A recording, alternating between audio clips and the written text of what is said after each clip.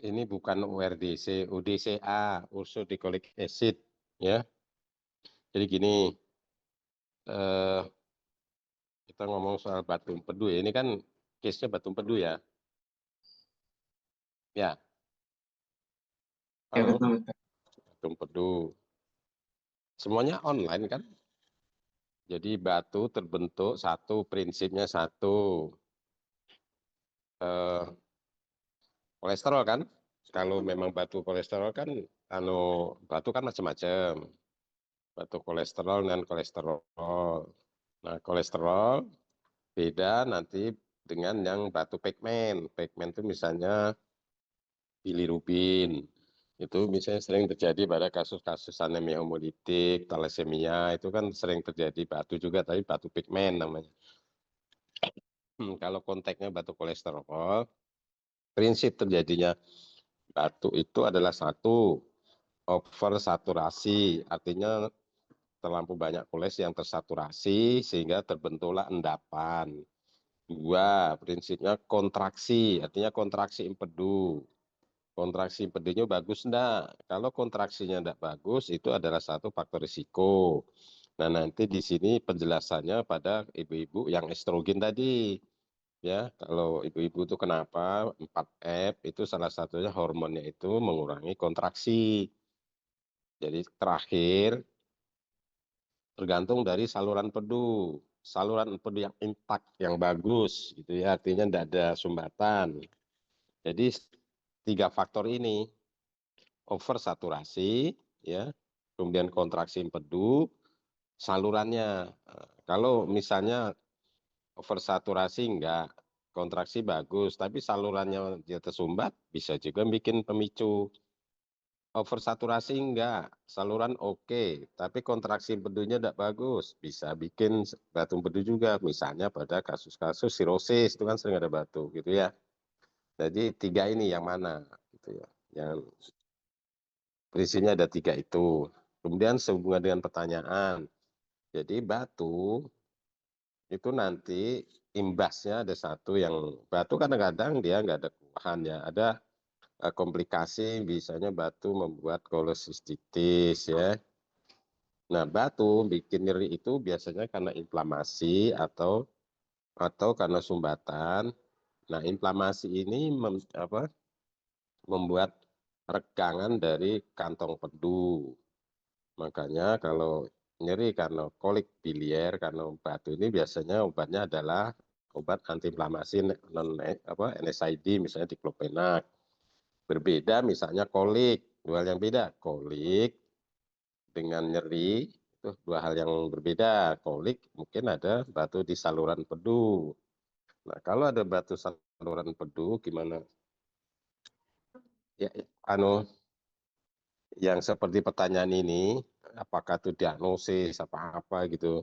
Apapun yang kamu sebagai dokter umum, kalau ada kuning, tentukan dulu ini obstruksi atau bukan. Kalau misalnya pasien ini obstruksi, tidak ada tempatnya untuk kamu berlama-lama, karena harus segera dilakukan pemeriksaan lanjutan, obstruksinya di mana, ini boleh dibilang kalau zaman dulu mazhabnya itu, kalau terus obstruksi, anu, kasus case surgery, artinya harus segera dibuang, harus dihilangkan obstruksinya. Kalau enggak, pemeriksaan jelek. Kita cuma punya batas kalau obstruksi itu jangan lebih bilirubin lebih dari 7, karena lakukan tindakan lebih akan jelek. Dipaksa-paksa jangan lebih dari 15, karena prognosnya akan jelek. Jadi jangan pernah kalau misalnya nanti kamu tamat dokter umum, bedain itu penting. Ini obstruksi atau bukan. Pemeriksaan sederhananya USG. Tanda-tanda obstruksi ada nggak? Dilatasi common bile duct gitu ya. Ada dilatasi saluran penuh intrahepatik, itu bisa diperiksa dengan USG. Nah, kalau sudah itu jangan ditahan-tahan. Tadi ada temenmu nyaran ke UDCA. UDCA syaratnya satu, tidak ada obstruksi, batu kolesterol, terus batunya tidak melebihi dari separuh volume kantong pedu. Nah, ini yang sering kamu salah. Di mana-mana sudah spesialis pun salah. batu empedu yang sebenarnya bukan batu kolesterol, tetap aja dikasih UDC, ada tidak ada tempatnya. Nah, batu kolesterol dengan batu empedu nanti ada bedanya. Kalau batu kolesterol biasanya apa? Shadow-nya itu nggak nampak ya. Shadow pemisahan whisky itu tidak sampak. Kalau batu non kolesterol biasanya istilah porcelain bladder itu bisa dilihat dengan whisky ada shadow, ada bayangan gitu ya. Nah, batu kolesterol itu biasanya kayak lumpur-lumpur seperti itu. Nah, cuma itu yang kemungkinan boleh dicoba dengan UDCA. Itu pun maksimal 3 bulan atau 6 bulan. Kalau nggak respon, selesai. Ini bertahun-tahun. Yang salah harus dibedakan dulu. Di batu kolesterol apa enggak, ada sumbatan atau enggak. Kalau ada sumbatan, obat-obat medikamentos tidak boleh. Sumbatan segera itu karena kasus bedah harus segera dihilangkan. Sebenarnya kasus bedah itu zaman dulu. Nah, sekarang dengan kemajuan teknologi ada IRCP. Kalau memungkinkan batu common bile duct itu bisa dibuang dengan IRCP, ya. IRCP pemeriksaan detail batu posisi di mana, ada pemeriksaan MRCP. Jadi ada IRCP, ada MRCP. MRCP itu untuk diagnostik, IRCP-nya untuk tindakan. Dulu sebelum ada MRCP, IRCP adalah diagnostik untuk batu common bile duct. Jadi jangan pernah coba-coba, kalau udah jelas obstruksi harus segera rujuk. Kalau udah obstruksi cari nanti penyebabnya apa. Terus apa lagi deh? Kalau tadi apa diagnosis kan ada macam-macam. Diagnosis fungsi, diagnosis organik, organik aja kelainan organik apa? Kelainan organ, terus diagnosis apa lagi itu? Patologi. Terserah mau diagnosis apa ini.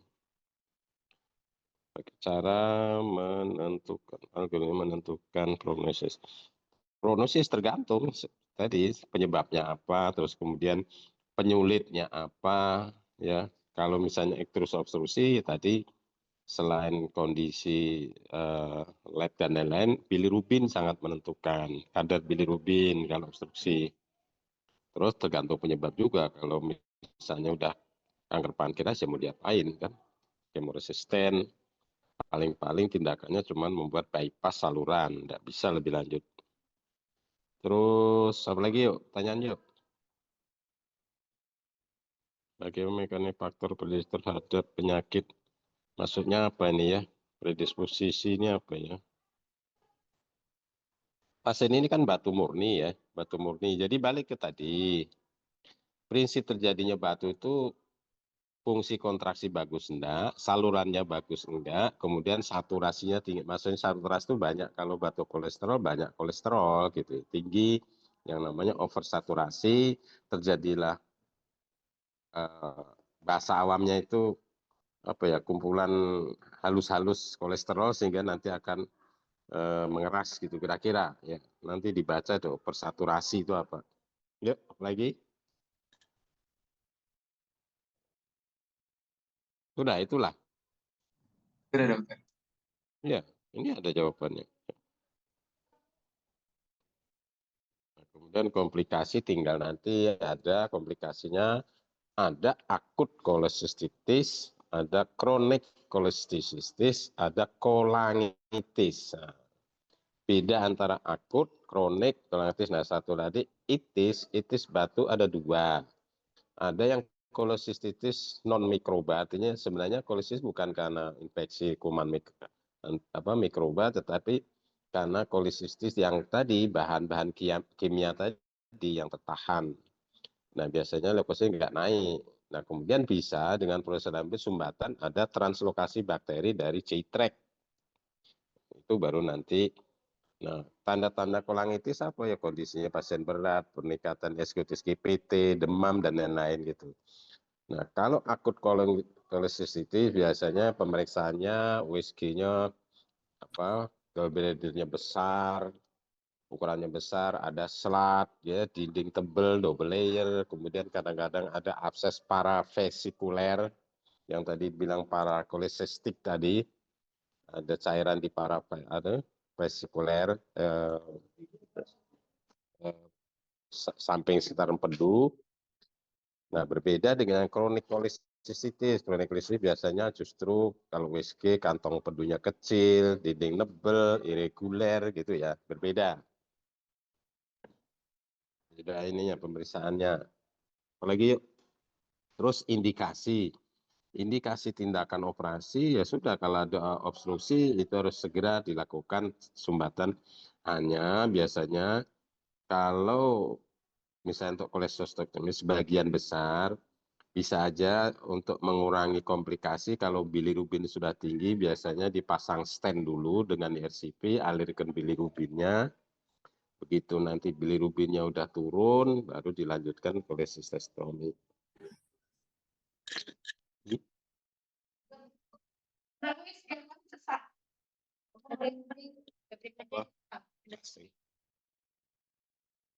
Ya, apalagi dek?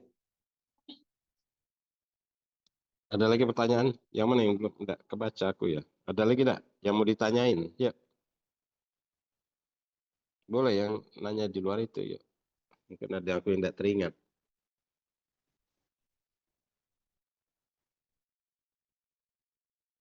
Halo? Halo, ada yang mau tanya enggak? Kalau enggak selesai kita. Sebanyak kerjaan nih. Ada yang mau tanya enggak? Oke, sudah cukup, dokter. Oh, ada temannya kali yang lain yang mau tanya, yuk. Sebelum Dok, kami ini meninggalkan tempat. tanya, Hmm? izin dokter apa? Yo, Oke.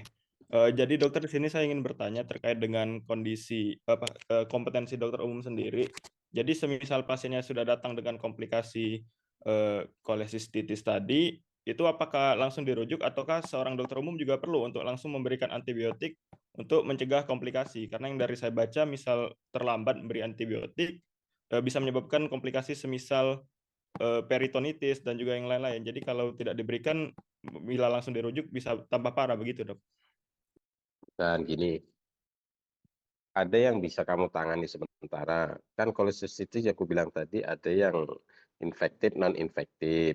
Bedanya gampang, cek darah rutin. Kalau darah rutin nggak ada peningkatan leukosit, ya mungkin karena non-infeksi. Kalau non-infeksi, itu kan karena inflamasi dinding itu yang bikin sakit. Nah, peritonitis kalau aku apa? Kamu tadi ada namanya murpisain kan? Murpisain itu adalah bagian dari peritonitis lokal. Kalau tarik nafas sakit. Nah, kalau misalnya dia kolesistitis yang apa? Non apa namanya? Infeksi karena kuman, kan cukup pemberian NSAID. Cuman risiko NSAID ini suka efek ke lambung. Jadi ya harus hati-hati. Nah, yang penting harus segera dibedakan adalah ini obstruksi atau tidak. Karena kalau obstruksi itu bukan kompetensi dokter umum, juga bukan saya, itu gimana pun caranya, yang namanya obstruksi harus segera dihilangkan, yang nyumbat juga harus segera dihilangkan. Jangan ditahan-tahan nanti pemberian yang tadi kayak UDCA, antibiotik, ya boleh suntik antibiotik kan. Pemberian antibiotik itu kalau memang kita yakin ada infeksi, ada apa reflux dari kuman dari citrek, tandanya leukositosis enggak. Kalau enggak ya mungkin cukup NSAID sambil diagnostik, rujuk untuk pemeriksaan lanjutan. Kan dia perlu penghilang nyeri. Ya. Jadi bedain dulu ini obstruksi enggak, terus infeksinya ada inflamasi karena apa cairan pedu itu atau itisnya karena ada komplikasi kuman.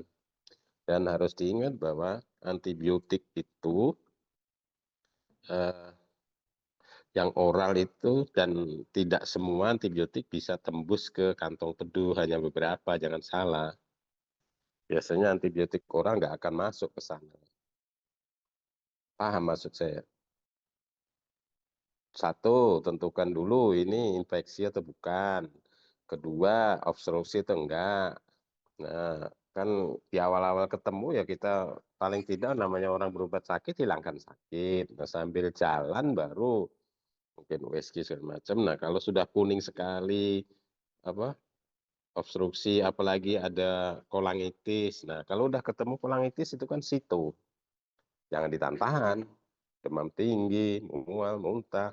apa kuning itu kan ada nanti kriteria itu. Kalau itu kan tindakannya segera, udah nggak boleh kamu tahan ya. Tapi kalau cuma nyeri-nyeri saja, nggak ada keluhan yang itu, masih bisa kamu kasih NSAID sambil melengkapi ya. Nah, itu bisa elektif. Jadi kan ada nanti, misalnya kamu ketemu pasien batu empedu, dia akan bertanya, mau diapain ini dok? Paling sering dia minta obat. Jangan lupa, obat itu yang UDCA hanya untuk batu kolesterol. Kalau batu non kolesterol ya sampai tutup pabrik gak akan hilang-hilang. Ya. Nah indikasi indikasi untuk tindakan operasi satu nyeri berulang, dua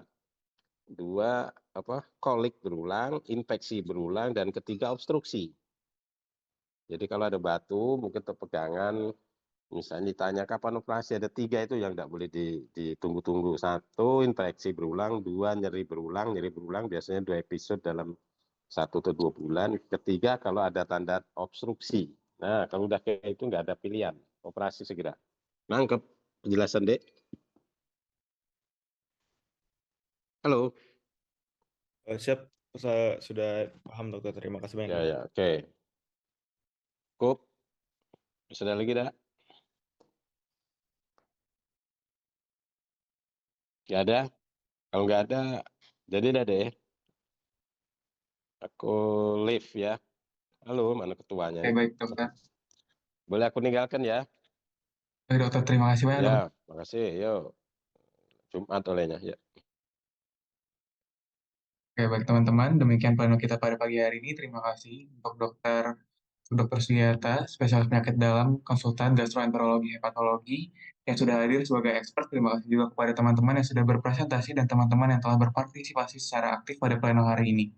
Saya tutup pleno kita pada hari ini. Wassalamualaikum warahmatullahi wabarakatuh. Terima kasih.